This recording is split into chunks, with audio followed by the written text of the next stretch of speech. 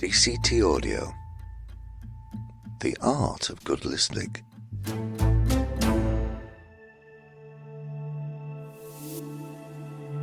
You're listening to a podcast on the Audio Boom Network. This is A Mindful Life with me, Dave Thomas. Thank you for downloading this edition of the programme. I do hope you enjoy it.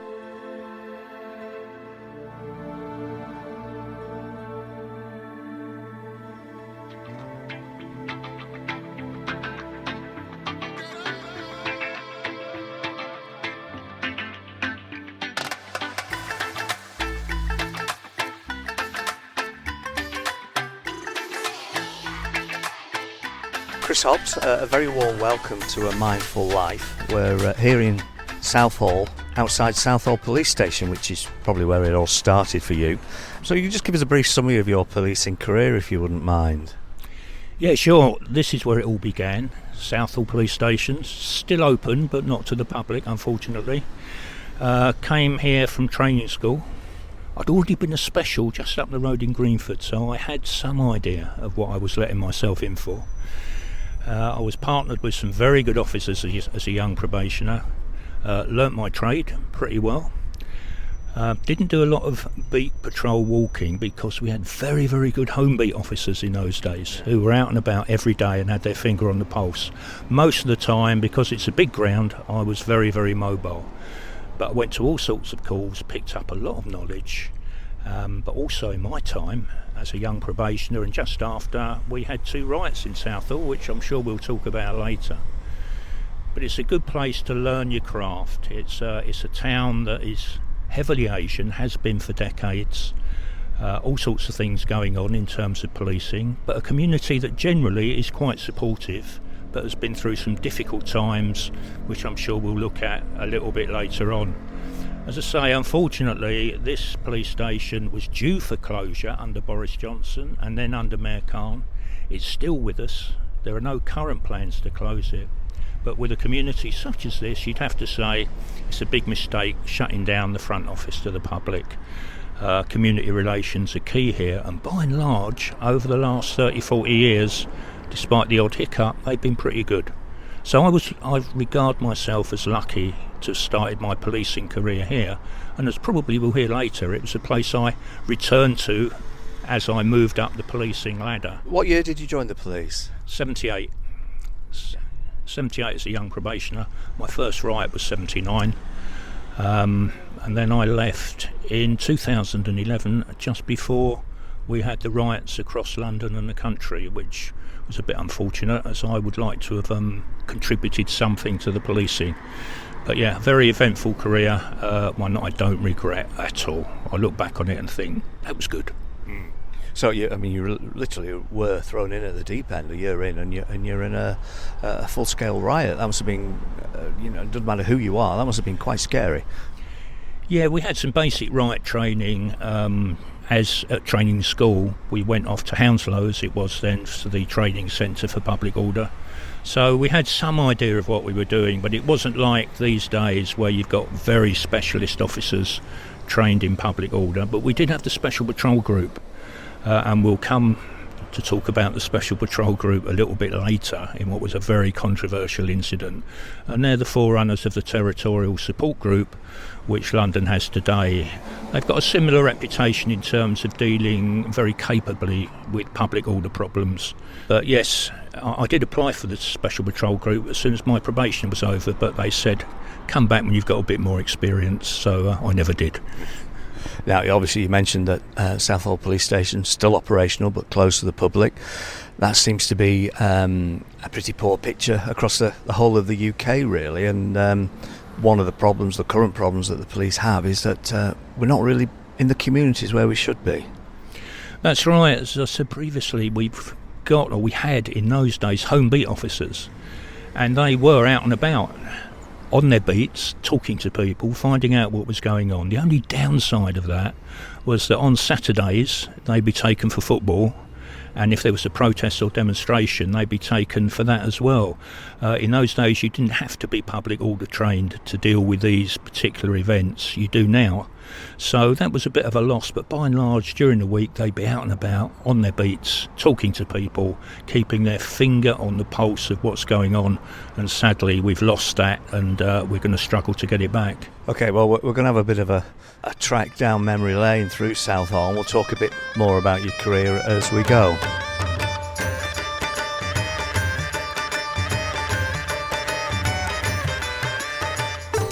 Now we're on Beechcroft Avenue in Southall, which for you, Chris, I suppose is one of your career landmarks, and we'll talk about what happened here in a moment. But Southall is quite a unique community, isn't it?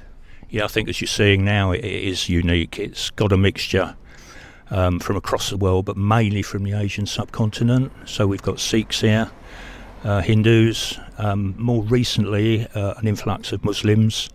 There have been over the year tensions, but by and large the police have coped very well with those tensions, and possibly we'll talk more about those a little bit later. But it is unique. It's unique across the world, I think, and it's unique certainly on the Indian subcontinent. Everyone knows Southall. It's full of energy, Southall, as I think you're seeing at this moment in time. Lots of businesses. It survived various recessions and economic crises. By and large, the people are supportive of police and have been over the years, but it's had its moments of tension, which I'm sure we'll talk about later. But I thoroughly enjoyed my time here as a PC, and coming back as a detective sergeant, where I spent a lot of time when I was in Special Branch. Made a lot of friends here, a lot of good people here, but as I say, it does have its challenges, but an exciting place to live, exciting place to work. And one of those challenges happened on this road, and we're going to talk about that now. Yeah, it was 1979, if my memory serves me correctly. There was the National Front booked Southall Town Hall to have an election meeting. Now, the council weren't too happy, neither were the police, but it wasn't possible legally to stop it back in those days. So it went ahead. This outraged the population of Southall, who took to the streets in their thousands. A lot of the protests were peaceful, sit down in roads and so on, but a lot weren't. So in various locations, police came under attack from Asian news. There was also an element of left-wing activists, anti-racist activists. On this street where we're standing was the most serious incident, and one that's gone down in Southall folklore. The Special Patrol Group, who many older police officers will remember, they were specialists in public order. They were known for their toughness. They came under attack by a crowd in Beechcroft Avenue. They baton charged, apparently, the crowd, and at the end of the baton charge, one of the protesters, a New Zealander called Blair Peach, was found on the floor. His skull was badly damaged and he died. There was a massive inquiry by police into what happened. The Special Patrol Group officers that were here were basically locked up in interview rooms for hours at a time. Their lockers were searched. There were desperate attempts to find who struck the blow. They never did. The police officer wasn't detected. That's, of course, if it was a police officer. The Special Patrol Group was then disbanded. Very controversial at the time. Blair Peach is still remembered every year by people in Southall, and there's a school named after him. The next morning after the riot, I was in a different part of Southall, woke up, heard the news, and the first thing, I must admit selfishly, I thought was, where was I yesterday? I wasn't in Beechcroft Avenue, I worked it out. I was at Southall Park, where we were also being attacked by crowds. But yeah, one of Southall's darker moments, but there were plenty more to follow over the years. That incident, did it change the community in any way? It certainly made the community for a while more wary of police. Obviously it was exploited, I think is not an unfair word, by activists on the left, and it still is today. But on the other hand, of course, when you get an incident like that, serious disorder, you don't want someone dying as a result of it, regardless of what party might have been playing. It was a bit of a watershed moment for Southall. As I say, he's not been forgotten. I think everyone wished that it never had happened. And of course, if there had been the power to stop the National Front meeting, taking place at the town hall, this tragic event simply wouldn't have occurred. Unfortunately, in those days, there wasn't the power. These days, I think things are a bit different and they wouldn't be able to do what they did.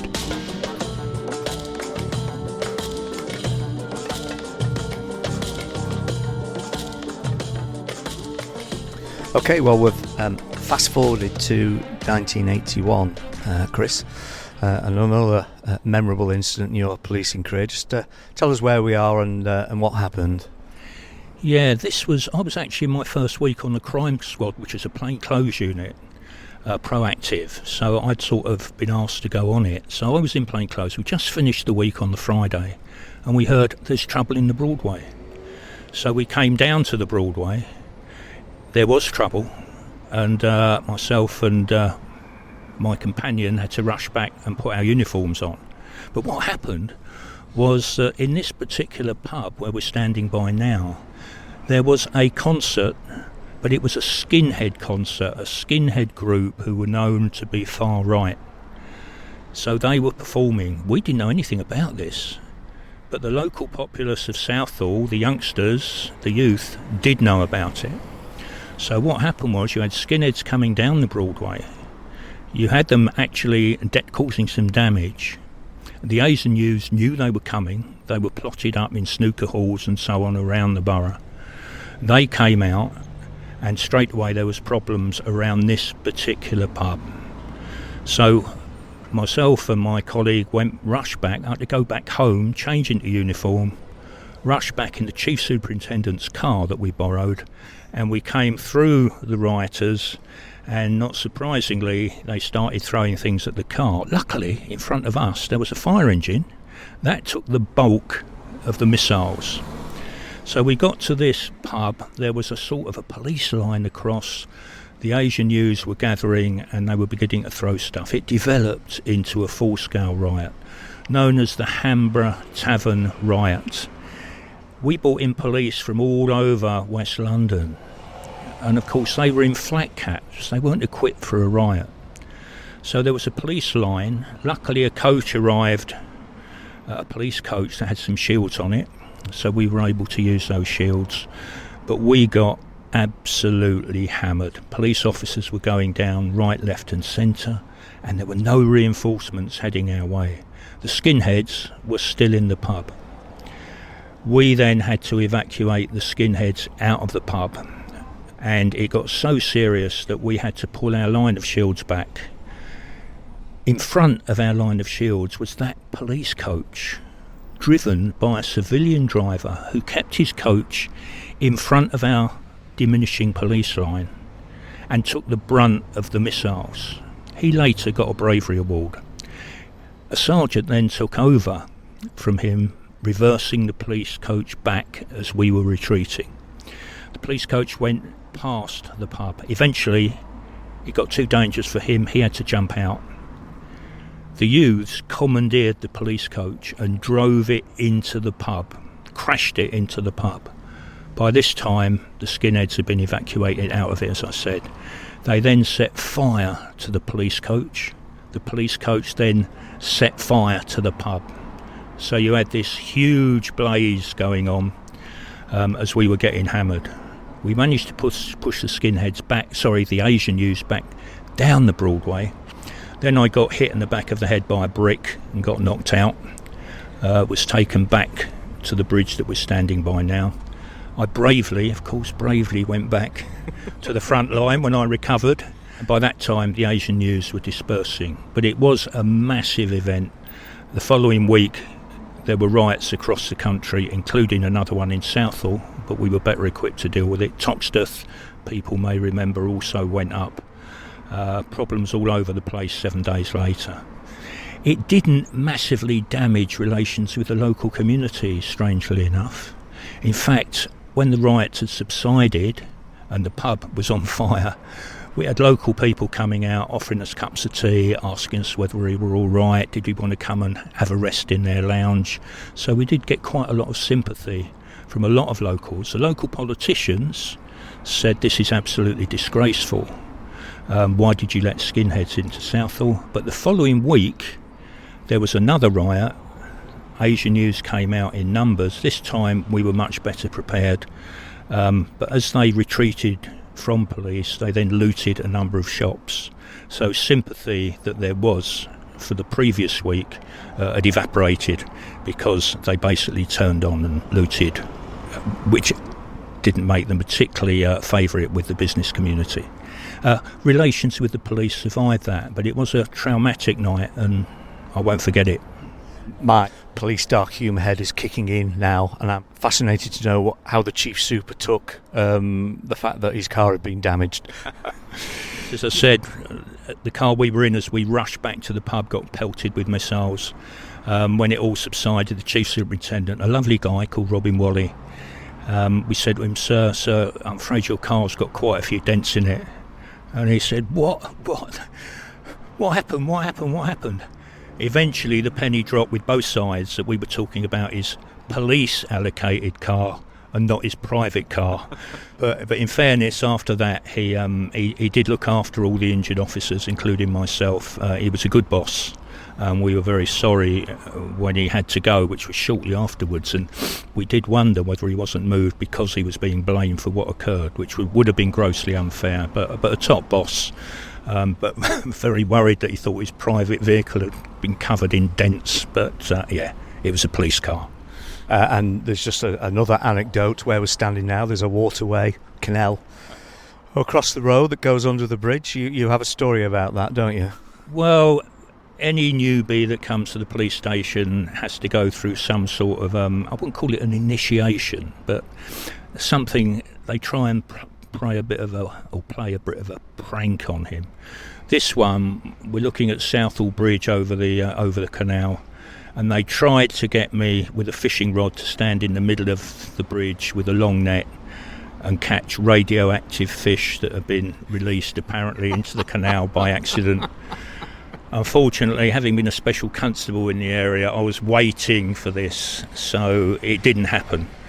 However, a colleague of mine just down the road on Norwood Green was seen at 2 o'clock one morning with a net hunting for radioactive toads that had apparently escaped in error.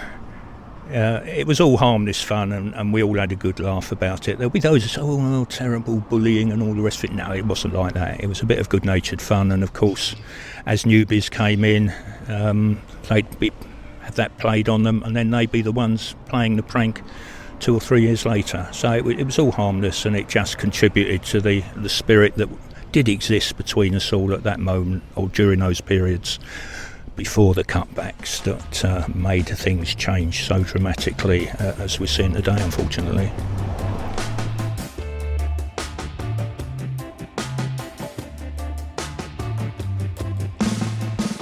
So around 1983, we think that you looked for promotion within the police service.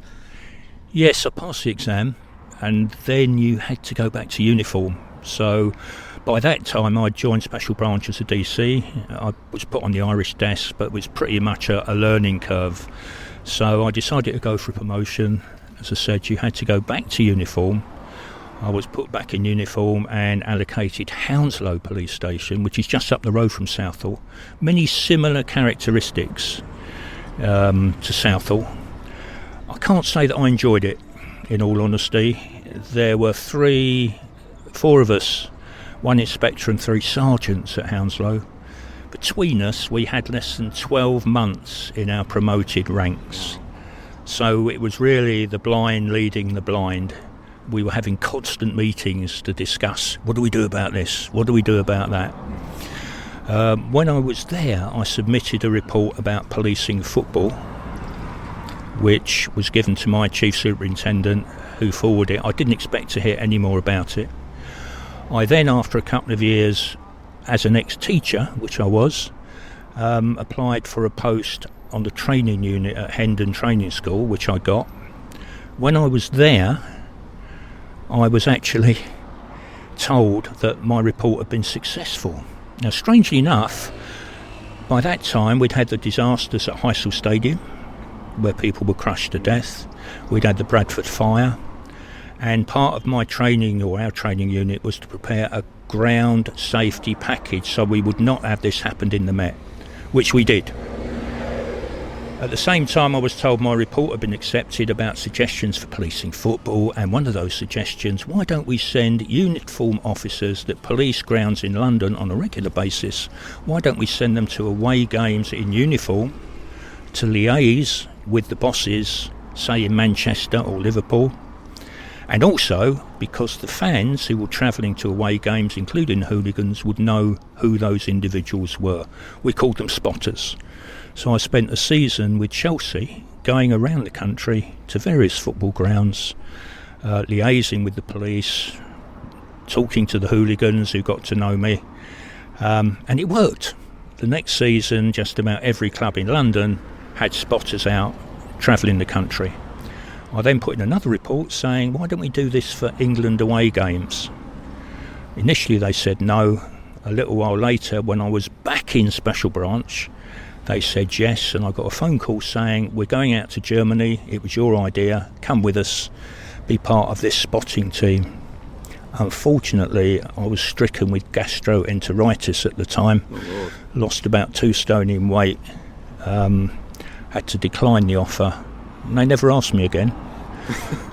But sending spotters, it's still now, it's very much a fact of life, and I'm happy to say I did get a cash award for that from the Met on their blue ribbon scheme. So that was another interesting period of my time. Saw all sorts of public disorder when going to these football matches. Got hit with bricks a few times, but by and large thoroughly enjoyable, and as a football fan I was in dreamland. Then it was back to Special Branch.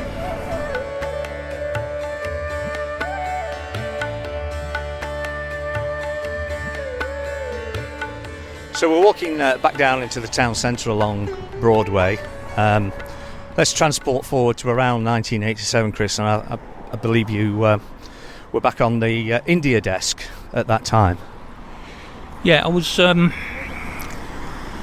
when I went back to Special Branch as a DS, I was put on the Indian desk. It was all a little bit of a mystery, but I knew Southall, so that was a big plus. Initially, they wanted me to cover the East End of London, which is where I'm from originally. But then I got a phone call one evening to say there's been a triple shooting in Southall, 3 people are dead, we want you to get down there, because I live just up the road. So I rushed down there, and it was 3 Sikhs who were regarded as heretics by Sikh extremists. Now by that time we'd had the storming of the Golden Temple by the Indian Army to get rid of Sikh militants, that's in the Punjab, and we'd had the shooting of Indira Gandhi by her Sikh bodyguard. So what we had in parts of India was a virtual civil war that in fact moved to the streets of Southall. So the 3 who were shot dead were holding a religious meeting, and the congregation jumped on the 2 gunmen and detained them until police arrived. But this was a major incident, obviously. I went down, the anti-terrorist squad were investigating the shooting. I went around talking to lots and lots of people, and I got to know people who basically became good friends for life. And I got my finger on the pulse, and that was it. Because I lived so close, I then spent an awful lot of time in Southall during periods of tension. A lot of it involved a big Sikh temple in Southall that we're going to go down to later on. But there were tensions there between the rival Sikh groups, the Sikh extremists who wanted to control the temple because it was a source of money, and the moderate Sikhs who didn't like the extremists and wanted to control the temple as well. So there was huge tension in Southall that the police had to cope with. By and large they coped with it well, and in the meantime, because I was the man from Scotland Yard, be it in the suit, people talked to me. So that enabled the police really to keep a finger on the pulse of what was occurring. But yeah, periods of tension, but ones where I made a lot of good contacts and a lot of good friends.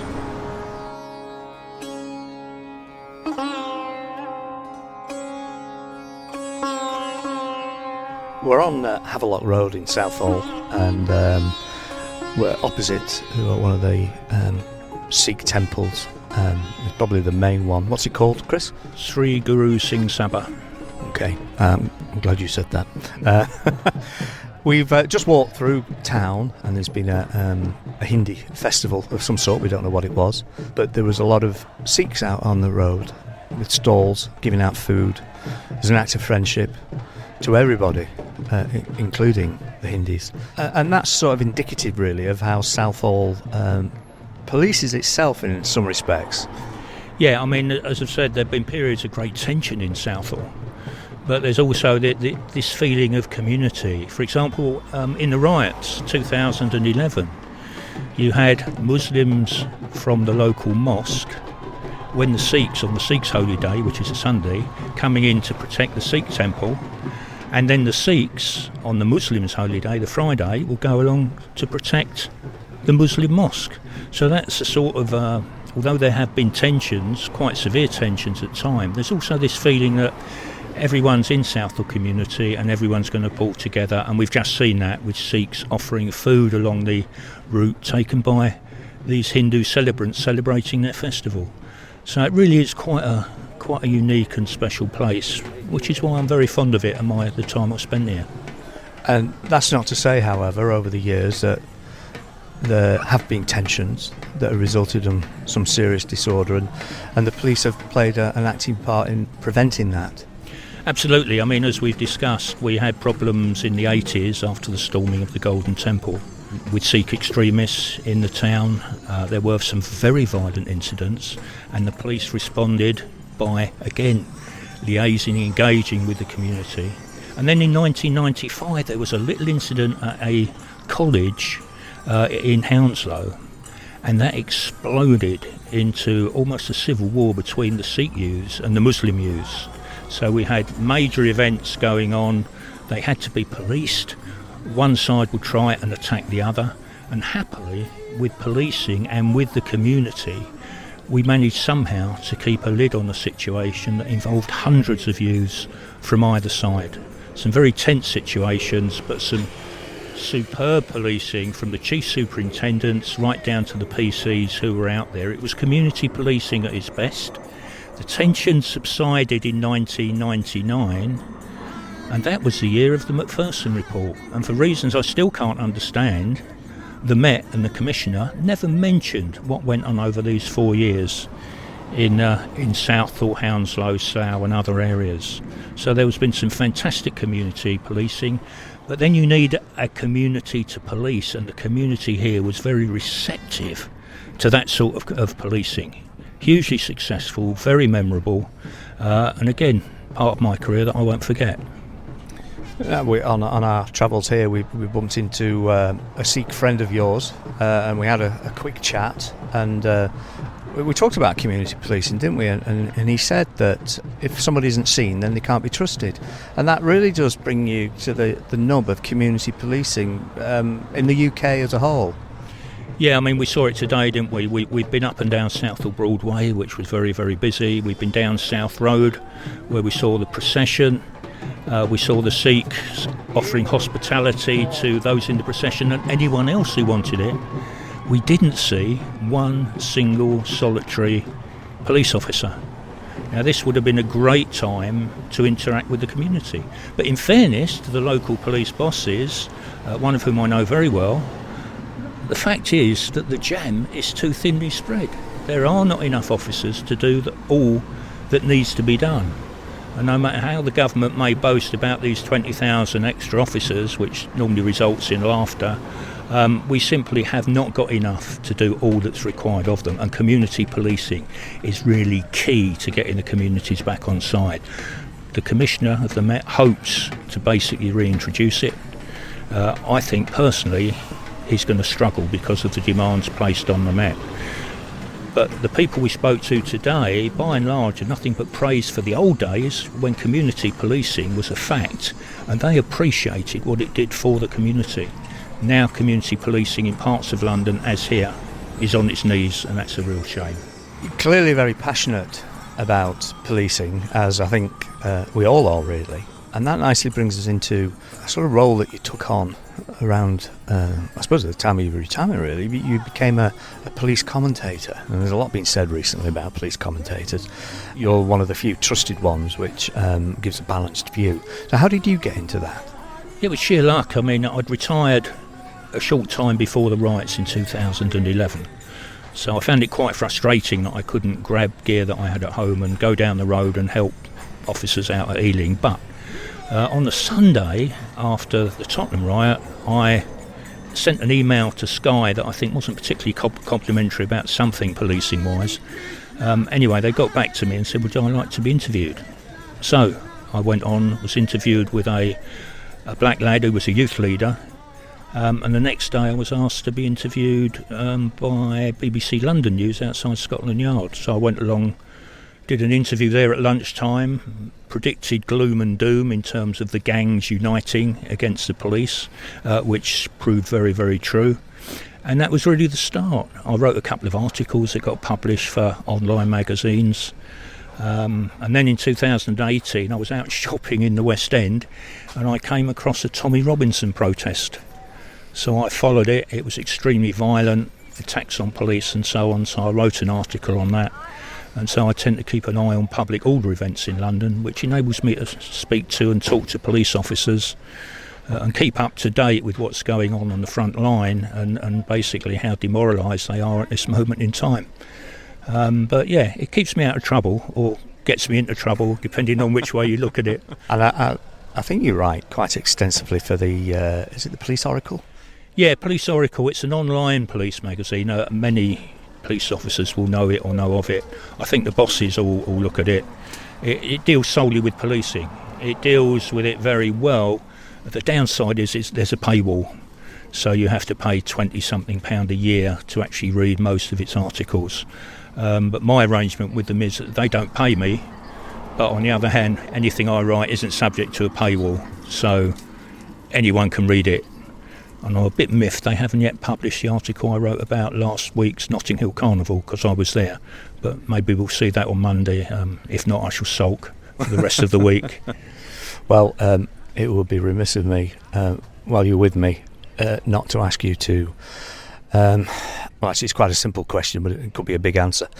In the state of the police service in the UK at the moment, and some of the forces that are against it, and some of the problems that it faces. Well, yes. I mean, in all honesty, I would not like to be on the front line now because of the pressures they're under, because everything they do is subject to social media, mobile phone scrutiny, because there's not enough of them, because it's a much more complex business now, policing, because even if you make an arrest these days, and it's something the Commissioner mentioned when I had a brief chat with him the other day, the amount of bureaucracy that you need to actually complete the simplest of cases is a nightmare. Then it's sent to the CPS, who comes back very often with no further action. So I can't really imagine the frustrations that the front line have to put up with. And of course now we're seeing people exiting in unprecedented numbers from the job, because basically they've had enough. It really needs the bosses to get hold of the situation, put a bit of pressure on government, and let's try and make life easier and support those guys and girls on the front line, because really it is a very, very tough existence for them. I don't envy them, and considering what they've got to put up with, they really do a fantastic job, but the odds really are stacked against them. Let's hope we see some changes in the next couple of years, but I'm not holding my breath, sadly. Well, Chris Hobbs, it's been a fantastic day. Southall is clearly a vibrant town. Certainly very, very busy today, and it's scorching as well. So thank you for your time. I really enjoyed it. No problem. Thank you for taking me back down memory lane, which I've quite enjoyed. So, and it's been a lovely day, and we've met some nice people. So what could be better? VCT Audio. The art of good listening.